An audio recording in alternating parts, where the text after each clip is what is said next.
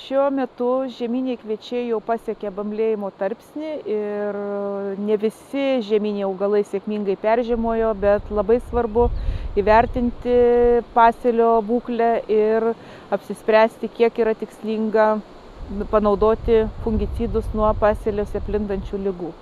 Vešlesniuose pasėliuose galima matyti gana gausiai išplitusią miltligę. Jeigu fungicidai yra iki šiol nepanaudoti, reiktų pasirinkti tuos augalo apsaugos produktus, kuriuose bent viena veikli medžiaga turi gydomąjį veikimą nuo miltligės šiuo metu. Ir kol kas orai su lietumis, gana šilti orai yra palankūs šios ligos plitimui ir ši liga būtent bamblėjimo tarpsnį gali padaryti pačią didžiausią žalą. Iš žieminių kviečių plinta miltligė ir į vasarinius kviečius. Vasariniuose kviečiuose mes taip pat galim jau pastebėti šios ligos pirmuosius simptomus ir reiktų atkreipti dėmesį vasarinių kviečių bamblėjimo pradžioje, o šiemet šių augalų plotai tikrai labai dideli, ar nereikalinga pasėlio purkšti fungicidais nuo miltligės.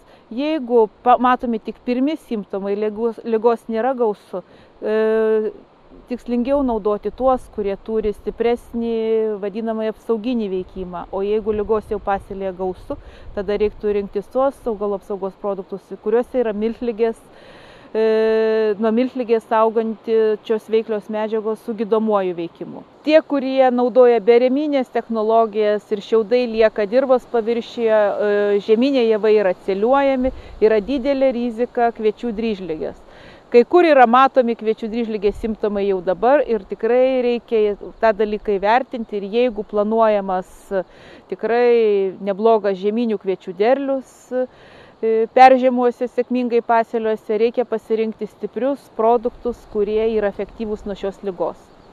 Kviečių dryžligės gali būti simptomų dar ir neypatingai gausų pasėlyje, tačiau jeigu yra, kaip minėjau, berieminė žemdirbystė, tai šios ligos rizika yra visada didelė ir pasirenkant fungicidus, tą būtina įvertinti, ypač plaukiojimo metu, nes ši liga pačią didžiausią žalą padaro būtent, kada formuojamas grūdas pienės brandos tarpsniu. Per Lietuvą nuvilnyja lietus ir gražiai suvešėjo vasarinių javų pasėliai, tačiau vasariniuose miežiuose galima matyti jau pirmosius tinkliškos dryžligės požymius.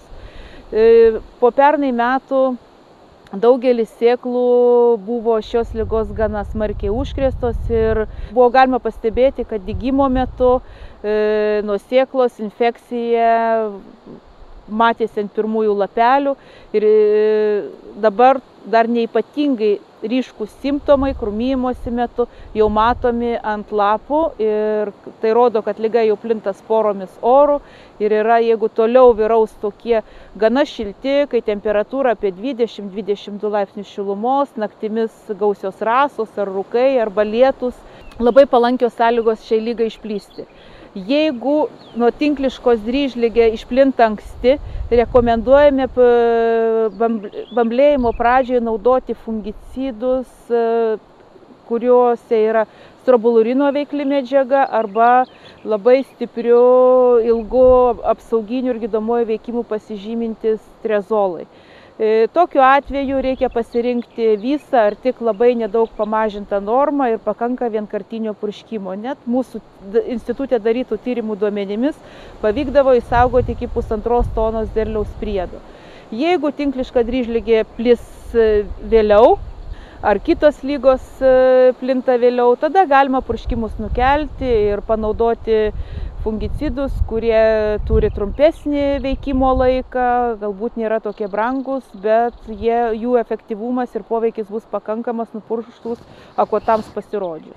Kas svarbiausia žinoti javų augintojams, tai kad nedaryti bereikalingų išlaidų, nedaryti bereikalingų purškimų.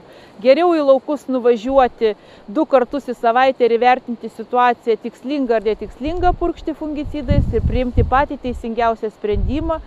Ir derlius būtų ir kokybiškas, ir geras, ir konkurencingas savo kainą.